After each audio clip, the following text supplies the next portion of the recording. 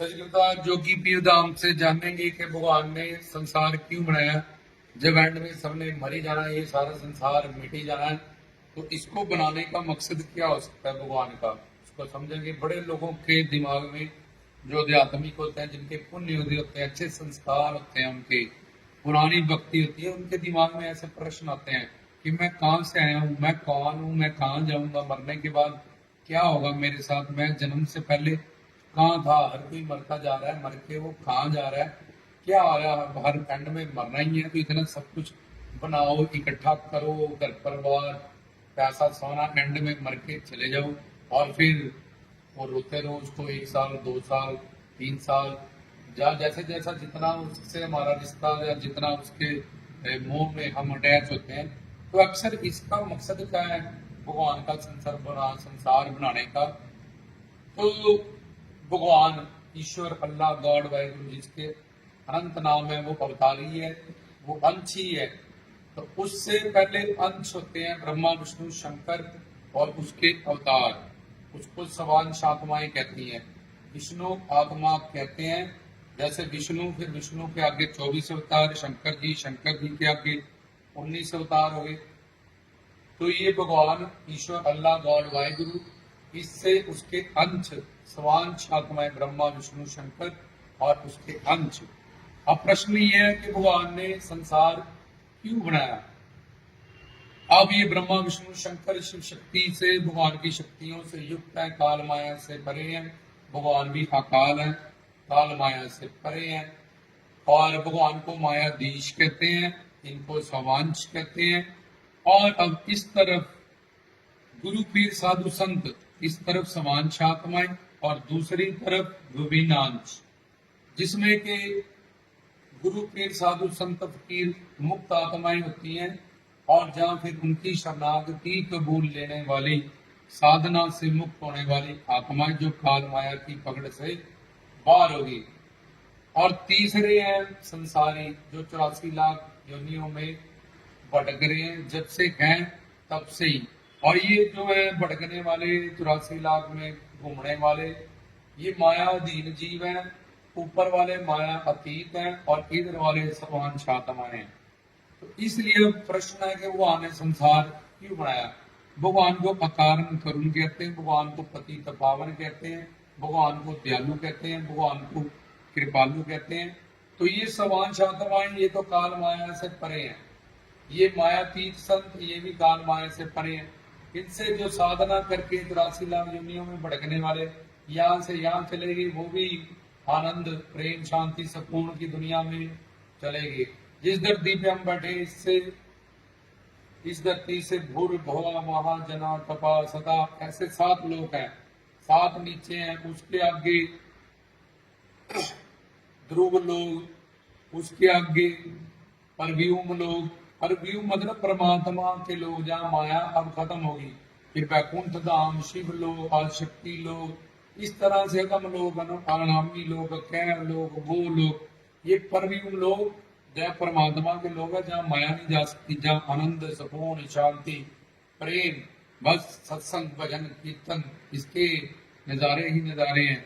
तो जो ये धरती लोग मात लोग, ये 14 पुरियों को भवन को अपने गुरु की शरणागति को कबूल के पार कर जाता है, वो हमेशा के लिए आनंद सुख शांति प्रेम की दुनिया में चला जाता है। बाकी ये जो 84 लाख में घूमने वाले, ये चक्कर लगाते रहते हैं, मोह ममता के कारण घूमते रहते हैं अनंत काल से।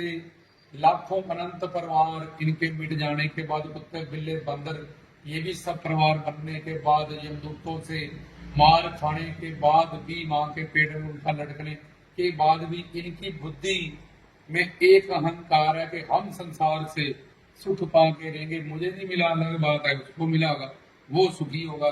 मेरा ये नहीं अच्छा, मेरा पति, मेरी पत्नी, मेरे बच्चे या मेरे माँ बाप उसके बाद अच्छे होंगे। जहाँ मैं वहां पर चला जाऊं, प्रधानमंत्री बन जाऊं, ये बन जाऊं, बड़ा अफसर बन जाऊं, वो बन जाऊं, शायद वहां सुखी हो जाऊं, मैं सुखी नहीं हूं।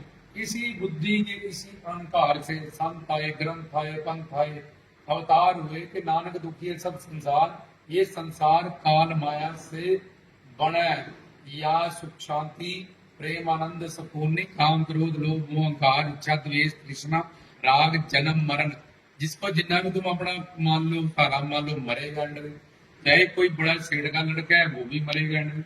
यहाँ गुरु पीर साधु संत पीर आते हैं, अवतार लेके चले जाते हैं, वो रुकते नहीं है। और इसलिए तुम जहाँ जितने ज्यादा मोह डालोगे, अटैच हो जाओगे, उतना ही ज्यादा तुम्हें फिर उसके मरने के बाद दुखी होना पड़ेगा। और फिर या आशा निराशा मिली गरीबी मान प्रतिष्ठा बदनामी सब कुछ है संसार में, रजतम सतगुण के अंतर्गत सब कुछ। इधर कोई भी सुखी नहीं रह सकता हमेशा के लिए, कोई अमीर नहीं रह सकता। या अगर पहले सुख भोग रहे अब दुख भोगेगा, क्योंकि उसके पुण्य का फल भोग लिया, अब पाप उसको भोगने पड़ेंगे। अपनी जिंदगी में एक ही चक्कर है जैसे कि पहिए का, आधे सुख आएंगे आधे दुख आएंगे, आशा आएगी निराशा आएगी, जन्म आएगा मरण आएगा, दुख आएगा प्यार आएगा, मिलन आएगा विछोड़ा आएगा।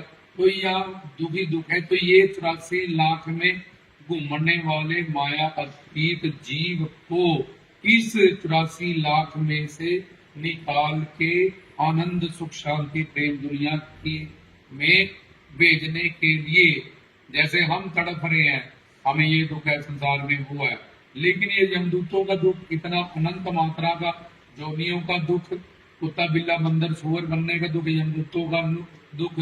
और हम भगवान की संतान सच्चिदानंद स्वरूप आत्मा है, लेकिन हमारी बुद्धि के अहंकार में कि हम एक शरीर है, हमें ये यहाँ फंसा रखा है और हम शारीरिक दुनिया में ही 84 लाख तरह के शरीर धारण करते जा रहे हैं। इंसान नर नारी, उसके अंदर जो आत्मा जो सनातन है, ईश्वर की संतान है, तो ईश्वर दीन दयाल है, हमारा माता पिता पति प्रीतम सब कुछ है। वो अकार करुण है, वो पति पावन है, वो दयालु है, वो कृपालु है। तो ये तो माया से परे है, ब्रह्मा विष्णु शंकर उनके अवतार, और ये संत गुरुजन ये भी माया से परे हैं। अब बचे ये माया अधीन जी, ऊपर भगवान मायाधीश, ये सवांशात्माएं इंद्र वाले गुरु के साधु संत के, जब उनसे मुक्ति पाने वाले माया अतीत, उनको कभी माया नहीं लगेगी। इसमें एक तो साधना करके गुरु की रहमत से, उनकी शरणागति मन बुद्धि से, उनके अनुकूल होने से मुक्त हो गए। और दूसरा जो पहले ही परमात्मा ही महात्मा बन के दुनिया में अवतरित हुए, अवतार लिया, और अब बचे ये मायाधीन जीव। इन मायाधीन जीवों को जो अनंत काल से तड़प रहे हैं, दुखी हैं, उनको सुख शांति प्रेम आनंद करने के लिए भगवान ने संसार को प्रकट किया। जैसे मकड़ी जाले को प्रकट करती है, उसमें घूमती है, फिर उसको निकल जाती है, तो उसके पेट के अंदर जाला था, उसने प्रकट कर दिया, और फिर उसमें वो घूमी रही, उसको निकल गया। ऐसे ही परमात्मा की 3 शक्ति हैं। स्वरूप शक्ति जिसको सच्चिदानंद कहते हैं शक्ति, दूसरा आत्मा शक्ति, तीसरा माया शक्ति। तो ये माया शक्ति और आत्मा शक्ति जैसे मकड़ी के पेट में जाला था, ऐसे ही पहले भगवान के महोदर में होती है, निराकार स्वरूप में, ओम स्वरूप में भगवान संसार को प्रकट करता है, ताकि मेरे ये जो बच्चे इधर फंसे पड़े हैं, अनंत काल से दुख पा रहे हैं, ये आनंद पा जाए, सुकून पा जाए, अपने घर वापिस आ जाए, अपना सुख शांति प्रेम आनंद स्वतंत्रता शासन, ये सारी जो इसका हक है, ये मेरी संतान है, मेरी प्रॉपर्टी है, सच्चिदानंद इसको मिल जाए, तो पूर्ण गुरु बन के, सच्चा सतगुरु बन के धरती पे अवतार लेके आता है, हमें समझाता है, हमें तन मन धन से सेवा देता है, वेद शास्त्र ग्रंथों पंथों का नॉलेज देता। हम कहाँ से आए, कहाँ जाएंगे, मरने के बाद कहाँ होता है, माँ के पेट में हमारी रक्षा किसने की, माँ के स्तनों में दूध किसने बनाया, माँ तो सिर्फ खाती रही, अंदर शरीर बढ़ता रहा, हमारी रक्षा होती रही। इसलिए हर जगह भगवान ने ही हमारे लिए सब कुछ किया है। इसलिए उसने घर परिवार संसार ही बनाया था कि शरीर जिंदा रहे, और इसमें अच्छा व्यवहार करना, और मुझसे प्यार करना, खुद भी करना, अपने परिवार वालों को भी तारना, और मुझसे प्यार, और संसार में अच्छा व्यवहार करो। अच्छा व्यवहार की संसार में प्यार होता है, और संसार का उपयोग करो इस शरीर को चलाने के लिए। Carbohydrates, fats, mineral, proteins, fatty acids, बहुत सारी चीजें चाहिए होती है शरीर को तंदुरुस्त रखने के लिए, तो सारी तुम संसार का उपयोग करो, प्राप्त करो और सुख शांति प्रेम आनंद का सेवा सिमरन भक्ति गुरु बना के ज्ञान इसका उपभोग करो, क्योंकि तुम आनंद स्वरूप हो, तुम ज्ञान स्वरूप हो, तुम शांति में हो। जैसे आंख का काम देखना, कान का काम सुनना, जुबान का काम चखना, तो इसी तरह से भगवान ने आत्मा के लिए सुख शांति प्रेम आनंद परमात्मा गुरु की दुनिया बनाई, शरीर के लिए संसार बनाया। पर ये जो भटकने वाले हैं, इन्होंने शरीर को ही अपना माना और शरीर के इस नश्वर संसार को ही अपना मान रखा है, इसलिए ये भटकते थे, है और भटकते रहेंगे। लेकिन हमारा परम पिता वो हम दयालु है, कृपालु है, सत्य संकल्प है, सत्य काम, उसमें सब शक्ति है, तो उसने अकारण कर्म बिना कारण से ही वो कृपा कर देता है। और सत्य संकल्प है, जो सोचता है अकारण कर्म शक्ति ने उसको कहा कि ये जो तड़फ रहे हैं प्रभु इनको निकालो, तो गुरु बन के आता है और वो संकल्प करता है, इस संसार को प्रकट करता है, इसकी रक्षा करता है, फिर इसका प्रलय कर लेता है। माया शक्ति आत्मा शक्ति उसमें समा जाती है, इस सृष्टि का प्रलय हो जाता है, चार युग इसमें बदलते हैं और उसको प्रकट कर देता है, तो संसार बन जाता है। तो इसलिए भगवान ने संसार को प्रकट किया, रामदास की तरफ से।